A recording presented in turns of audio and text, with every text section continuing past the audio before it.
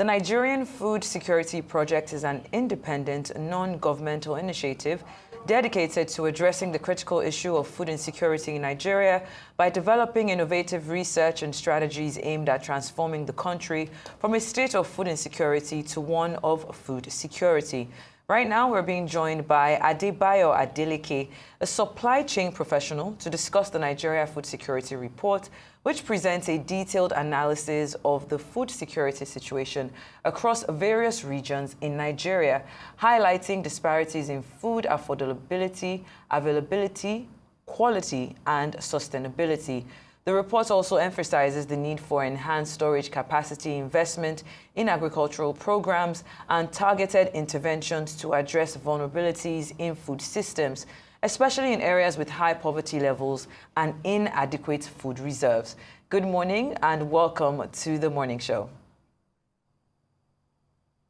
Good morning, and thank you for having me. Yes, thank you for being here. Compliments of the season. Now, let's get straight into it. The Nigerian Food Security Index highlights this significant disparities across regions that, like I spoke of earlier in my introduction, was talking about food affordability. We know how high food products are now in the local markets, and of course the availability of it as well. From your perspective as a supply chain professional, how can these disparities be effectively addressed, through innovative supply chain solutions? And considering your expertise in indigenous supply chains and geopolitics, how can regional cooperation between states enhance food security and mitigate risks related to trade disruptions or even geopolitical tensions?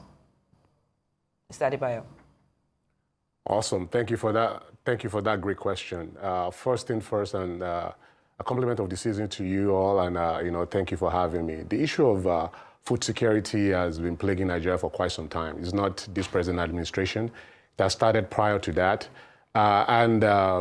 looking at it, we've been collecting data for the last 6 months intensively, and prior to that, for the last 2 years, we've been embarking on what food security is in Nigeria. And to be honest with you, that is multifaceted. It involves a lot of interdisciplinary.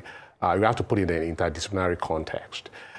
So far, this is not an indictment on the federal government or the country at large. This is just the index is just to show where we are at this particular point in time. Now, it's not a finger-pointing context. It's just a fact of the matter. This is who we are at this particular point in time. And we have a lot of issues. A lot of Nigerians cannot afford 3 square meals a day. And how can this be solved? We have to look at the subnationals. Let's leave the federal government a bit. They have a major part to play. But state government and local government has a huge and humongous part to play over here. In this particular context, one of the things that if you look at the report, if you digest the report quite well, that each state government can actually do at this particular point in time is to actually have food storage facilities across the nations. We are lacking intensively in this area. And if we don't solve this immediately, this thing can be excavated over the course of time, and it can cause serious, not only food security, but other forms of security is going to be impacted. So I see, like your question is, in local geopolitical play, state collaborating with each other, understanding different synergies, understanding how they can actually play, where they can look at where they are strong at and where they are weak at, and they complement easy other. I believe that's going to be easy wins for especially states in different geopolitical regions like Northeast, Northwest, South, Southeast. They can actually coordinate with each other. There is no reason why one state is strong in Southwest and the others are weak. All these things, we got to look at it holistically. And federal government, on the other hand, has a major part to play by providing overarching structure, overarching oversight. In this particular instance, like, for example, the supply chain, the food supply chain in Nigeria is horrible. Horrifying is at best to actually determine it. If you ever travel on Nigerian roads, especially on the major, what we call the major MSRs, that connect different cities, that collect different population centers in Nigeria, where the impact of the food security is being felt, you will understand exactly what I'm talking about. Apart from the storage issues, the road network, we don't have road accessibility, and if all these things are not fixed, it's going to be very hard to have food sustainability, food affordability, and food availability, not to talk less of food quality and safety. All right, Mr. Adeleke, thank you very much for your insight. But I would like further insight, if you like, perspective on what the data is saying regarding self-sufficiency. In July 2023, July of last year, President Bola Ahmed Tinubu gave a kind of, declared kind of state of emergency on the rising food cost and availability. From what you have gathered so far, has there been any improvement between July of last year and December that we are in now in 2024? Clearly, more than 16, 17 months after. Has there been any improvement, at all in terms of the state of emergency that the president declared?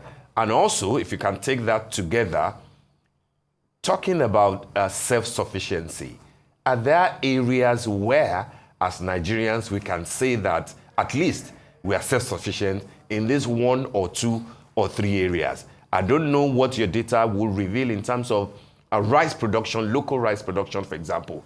But we know what we saw under the past administration of Buhari, all the rice pyramids, etc. The fact that rice were no longer coming in, through Cotonou and all that. But here we are, rice now selling above 100,000 naira, and we're still importing. Where are we in terms of self-sufficiency?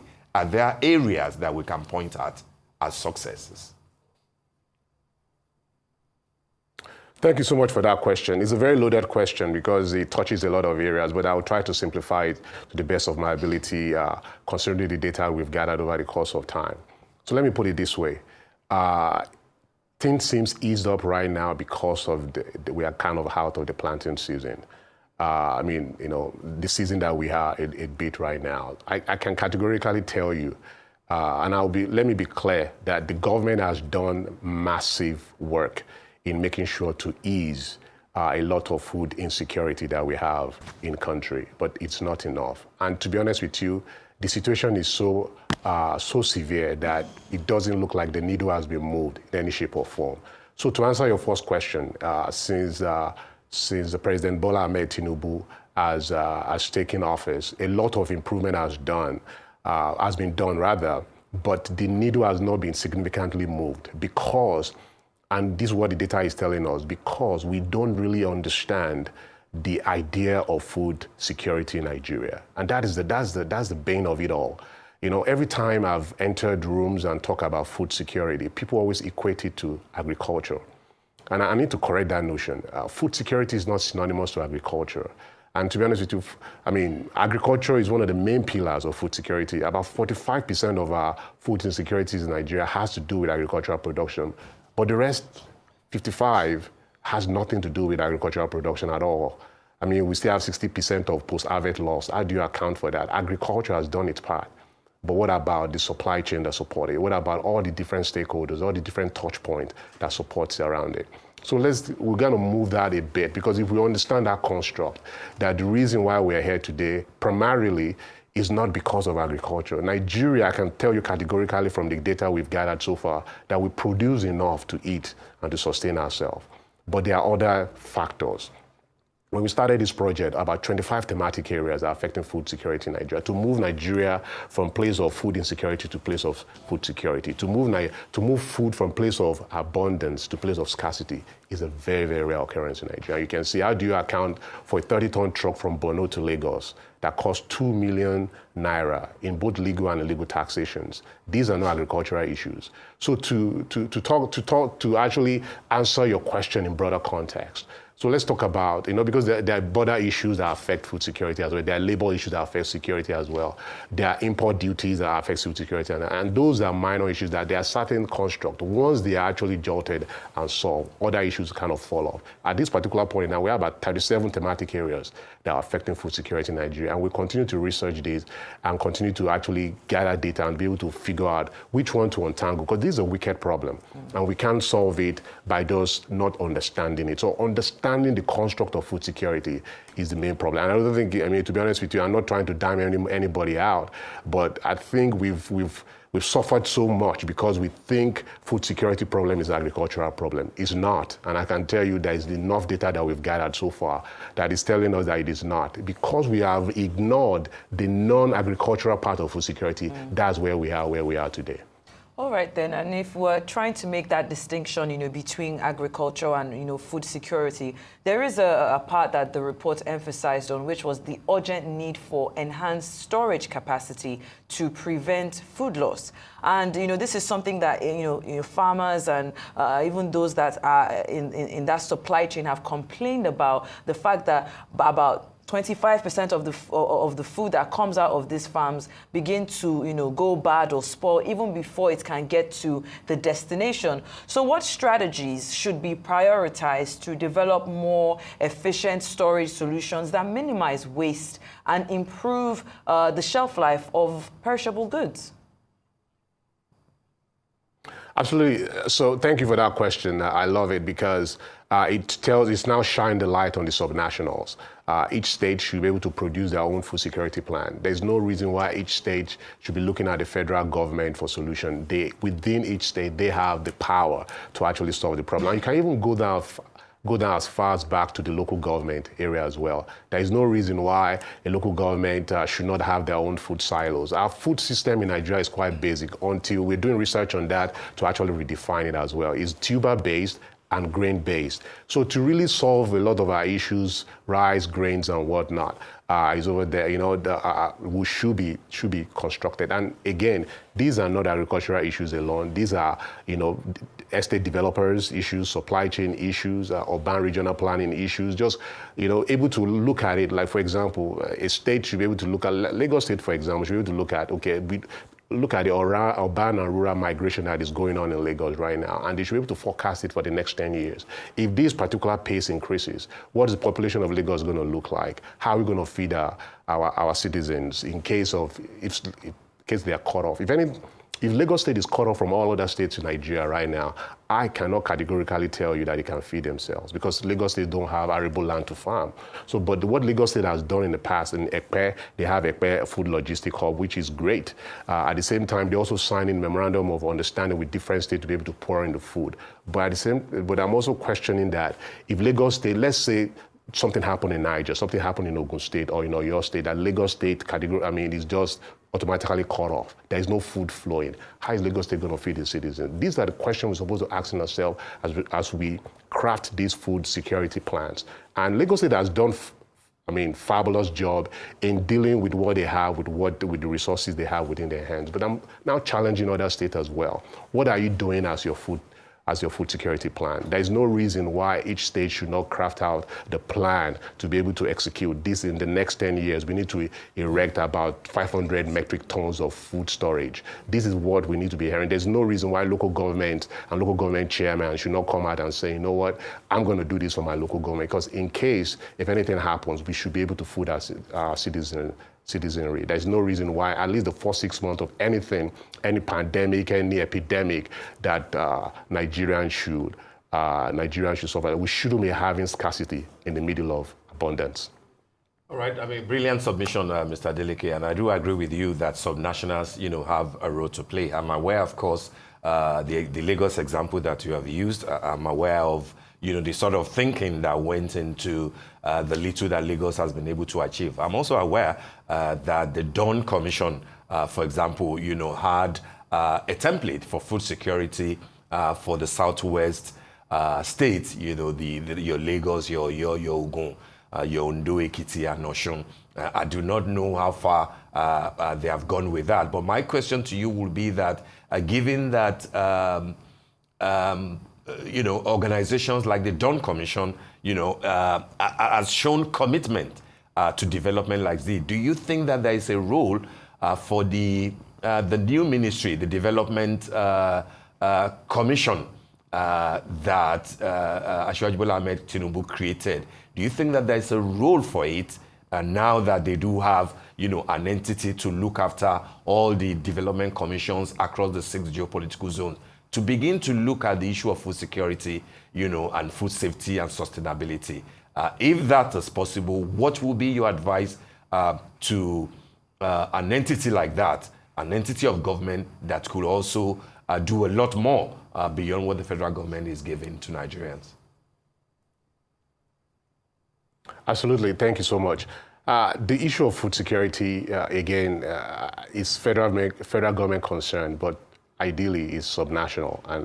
And Dawn Commission, I understand, I've seen a little bit of pieces of their plan so far, and I believe it's quite commendable, but I think it needs to be updated as well. I think it needs to be updated with the current realities of Nigeria, the nuances and the uniqueness that we find ourselves in Nigeria needs to be incorporated in that food security, with that food security plan that they have to encompass everyone involved in it. Now, that being said, I think the entity set up by the federal government should engage the stakeholders, different commissions across all different geopolitical zones to engage this. Now, this is what I found out in my adventure with Nigerian food security project. The number one integrator in Nigeria is food, nothing else. The reason why Nigeria is sticking together, you'll be surprised if I tell you that it's food. It's the number one integrator in Nigeria, and we are what we eat. It's the basic thing that we can do for ourselves to be able to be food secured. And if you look at all elements of food security, all the elements of human security rather, is it the economic security, is it the health security, is it the environmental security, political security, and other forms of physical security and community securities, they're all part of, if you look at what is causing all these form of insecurities and all these expressions, they all actually boil down to food. So it is extremely important for the federal government to assist in policy, in shaping policies, because like I said earlier in this conversation, that Nigeria is not monolithic. What is unique to Southwest is completely different from what is unique to the Southeast, and we need to kind of encapsulate this and solve this at the regional level. And I believe that if what I see with Dawn Commission food security actually being the other, what I saw rather with Dawn Commission food security plan, and if we have something of similar plan in different regions, I think we're up to a good start. But there's one thing about developing these plans, there's another thing executing. And what we found out over the course of time is in Nigeria, we don't have a shortage of plans or different kind of schematics out there. What we have shortage of is execution. We've not been able to execute so many researches on shelves, so many things that has been done in the past, but executing it has been a problem. I think that's where the federal government comes to hold every commission their foot to the fire and said, if we must survive, we must execute all the necessary plan. No plan is good until it's executed. All right, then. I think that's a good place to end it. Thank you so much, Mr. Adebayo Adeleke, who is a supply chain professional. And in your words, no plan is, I guess, 100% until it's executed. Thank you so much for your submission on The Morning Show.